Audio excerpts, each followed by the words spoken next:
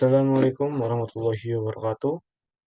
Perkenalkan, nama saya Wanda Fajar Saptro, NIM 62114191102. Di sini saya akan mempresentasikan skripsi saya yang berjudul Analisis Pembinaan dan Pengembangan Olahraga Panjat Tebing di Kabupaten Banjarnegara.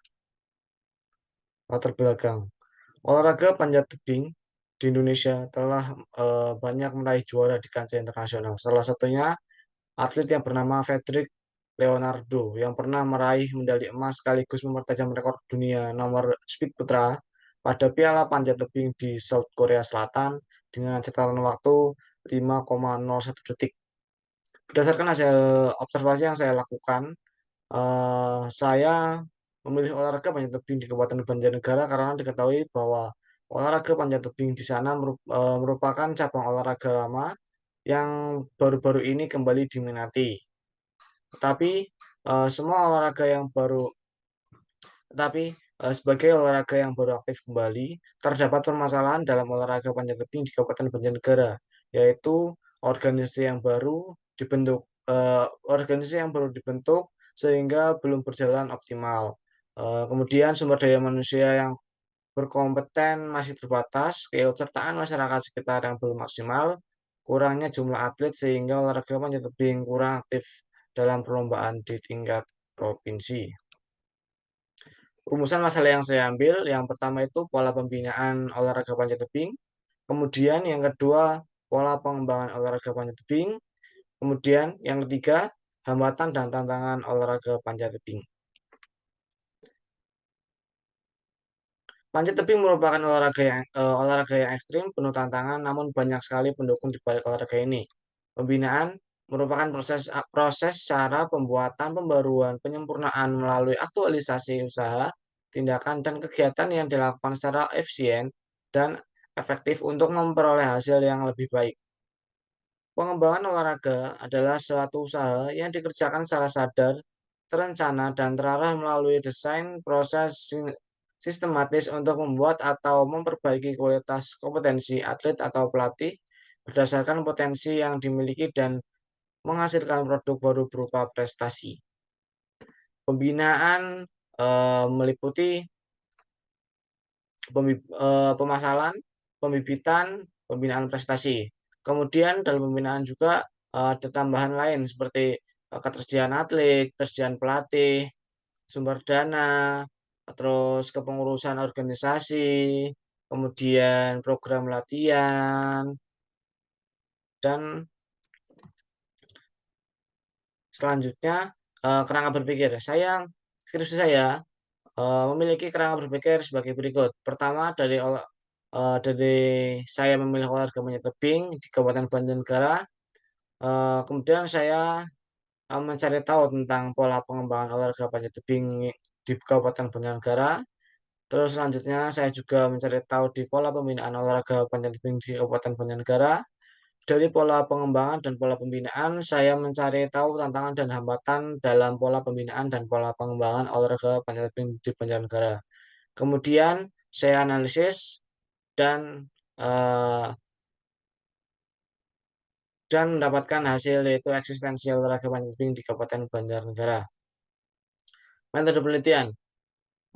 Metode penelitian menggunakan pendekatan deskrip pertama, Pendekatan penelitian menggunakan deskriptif kualitatif. Kemudian jenis dan sumber data, yaitu ada sumber data orang atau person, tempat atau place, dan paper. Sumber data orang itu meliputi atlet, pelatih, dan juga pengurus. Kemudian tempat itu untuk eh, meliputi tempat pembinaan, kemudian tempat kesekretariatan. Terus yang sedangkan untuk paper itu seperti dokumen-dokumen pengurus, dokumen-dokumen pelatih, dokumen-dokumen atlet, terus kemudian piagam, penghargaan, prestasi, struktur, dan lain sebagainya. Kemudian teknik pengumpulan data. Teknik pengumpulan data menggunakan eh, ti- tiga metode yaitu wawancara, terus kemudian observasi, dan ketiga dokumentasi. Saya mewawancarai 7 narasumber. Yang pertama, satu satu orang untuk kepengurusannya, pengurus, kemudian yang 2 orang itu pelatih itu 2 orang, terus yang untuk pelatih, untuk atletnya itu 4 orang. Terus kemudian observasi dan dokumentasi berdasarkan apa yang hasil eh, saya ketahui, seperti foto dokumen kegiatan, pembinaan, terus kemudian evaluasi, foto kegiatan, foto sarana dan prasarana, dan lain sebagainya. Untuk teknik analisis data, saya menggunakan reduksi data dan penyajian data. Kemudian hasil penelitian. Hasil penelitian dari pola pengembangan olahraga panjat tebing. Pola pengembangan olahraga panjat tebing dalam penelitian ini meliputi penyediaan dan pengembangan pelatih serta identifikasi bakat atlet. Penyediaan dan pengembangan pelatih di olahraga panjat tebing Kabupaten Banjarnegara sudah berjalan. Jumlah pelatih ada 2 orang dan salah satunya adalah pelatih kepala. Pelatih panjat tebing di Kabupaten Banjarnegara belum memiliki lisensi sebagai pelatih, serta pengembangan pelatih yang ada hanya melalui workshop yang diadakan oleh pemerintah Jawa Tengah. Kemudian identifikasi bakat dilakukan dalam mengadakan seleksi berbagai upaya mendapatkan atlet yang berbakat dan berpotensi sehingga siap dikembangkan untuk menghasilkan prestasi dan dapat membawa nama baik FPTI Banjarnegara. Selanjutnya, untuk pola pembinaan olahraga panjat tebing di Kabupaten Banjarnegara, pola pembinaan pada olahraga panjat tebing melalui pemasalan, pembibitan, dan pembinaan prestasi sudah optimal secara karena tertata dan saling berkaitan. Strategi pemasalan yang dilakukan pelatih dan pengurus olahraga panjat tebing di Kabupaten Banjarnegara dalam promosikan olahraga panjat tebing kepada ekstrakurikuler pencinta alam di SMA maupun SMK di Kabupaten Banjarnegara, serta memanfaatkan media sosial Instagram FPTI Kabupaten Banjarnegara. Dengan diadakannya pembibitan, maka akan hadir atlet-atlet yang berpotensi ya, dan memiliki kualitas yang bagus sehingga dapat menghasilkan sebuah prestasi yang gemilang. Atlet berjumlah 18 dan memiliki 2 pelatih. Olahraga panjat tebing ini memiliki pengurus organisasi yang terstruktur, program latihan yang sudah berjalan dan dilakukan secara terjadwal, dan prestasi yang dihasilkan belum maksimal. Sarana dan prasarana yang terdapat pada olahraga panjat tebing di Kabupaten Banjarnegara tidak sesuai standar. Tidak semuanya standar. Papan panjat yang tersedia sebagai sarana untuk program latihan atlet tidak sesuai standar, sehingga media sarana papan panjat memerlukan perbaikan atau dibuat ulang sesuai standar yang berlaku. Dalam olahraga panjat tebing, poin masih menggunakan poin model lama dan belum menggunakan poin model yang volume. Prasarana untuk keselamatan atlet saat melakukan latihan mulai perlombaan sudah sesuai dengan standar keselamatan. Untuk sarana yang standar memiliki ketinggian 15 meter, sementara sarana yang ada pada olahraga panjat tebing di Kabupaten Banjarnegara hanya memiliki ketinggian 10 meter, dan kondisi sarana yang sudah lapuk karena sarana tersebut sudah dari tahun 2001. Kemudian sumber dana yang didapatkan pada olahraga panjat tebing di Kabupaten Banjarnegara berasal dari dana APBD Hibah KONI dan pengurus yang memberi sukarela. Kemudian tantangan dan hambatan olahraga panjat tebing. FTI memiliki tantangan dalam proses pembinaan atlet panjat tebing. Tantangan yang dihadapi adalah tidak standarnya papan panjat serta poin sehingga membuat proses pembinaan jadi terganggu. Dan pada saat FTI mengirimkan atlet mengikuti event kejuaraan, atlet harus beradaptasi dengan sarana yang standar. Olahraga panjat tebing di Kabupaten Banjarnegara memiliki hambatan yaitu pada jarak rumah atlet ke tempat latihan yang jauh dan kendaraan umum yang terbatas. Ini data kejuaraan atlet dari 2001.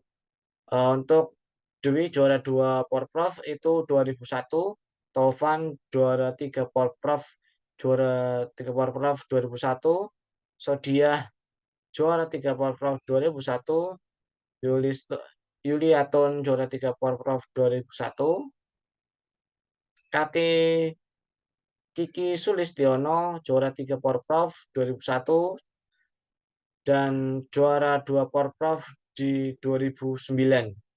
Lulu Emu Baroro juara 3 di 2009 dan juara 2 juga di 2009. Kemudian Muhammad Abdul Latif juara 2 di 2009.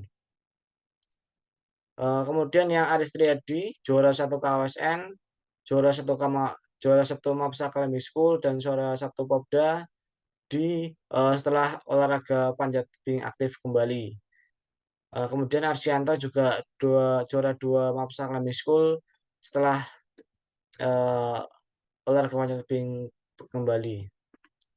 Untuk kesimpulan, pola pengembangan pada olahraga panjat tebing di Kabupaten Banjarnegara belum maksimal. Hal ini dikarenakan pelatih yang belum berlisensi kepelatihan serta pengembangan pelatih yang ada hanya melalui workshop yang diadakan oleh pemerintah Jawa Tengah. Sementara itu, identifikasi bakat atlet sudah berjalan dengan optimal. Pola pembinaan pada olahraga panjat tebing melalui pemasalan, pembibitan, dan pembinaan prestasi sudah optimal karena tertata dan saling berkaitan. Atlet berjumlah 18 dan memiliki 2 pelatih. Eh, Olahraga panjat tebing ini memiliki kepengurusan organisasi yang terstruktur, program latihan yang sudah berjalan dan dilakukan secara terjadwal. Akan tetapi sarana yang belum dapat dikatakan layak dan belum memenuhi standar. Kemudian tantangan yang dihadapi pada saat pembinaan adalah sarana karena belum sesuai standar yang ada sehingga dalam pembinaan olahraga panjat tebing dan perlombaan sarannya berbeda, maka atlet harus beradaptasi. Sementara itu hambatan pada saat pembinaan adalah jauhnya rumah atlet ke tempat latihan olahraga panjat tebing. Sehingga jadi untuk pembinaan atlet jarang jarang atau seringkali tidak berangkat karena terkendala oleh jarak dan kendaraan umum yang menuju ke tempat latihan. Kemudian saran dari peneliti yaitu yang pertama pengurus diharapkan menjalin komunikasi dengan pihak KONI mengenai pembangunan sarana papan panjat yang standar agar memudahkan program latihan serta dapat bersaing meraih prestasi di tingkat provinsi maupun nasional. Kemudian yang kedua, pengurus lebih aktif dalam kepengurusannya, terutama di lapangan untuk melihat atlet-atlet yang berpotensi serta memantau perkembangan atlet.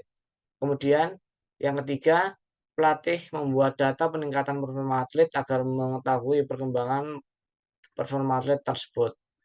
Ini lampiran saat melakukan wawancara dan juga observasi. Cukup sekian presentasi dari skripsi saya. Terima kasih apabila ada salah-salah kata. Wassalamualaikum warahmatullahi wabarakatuh.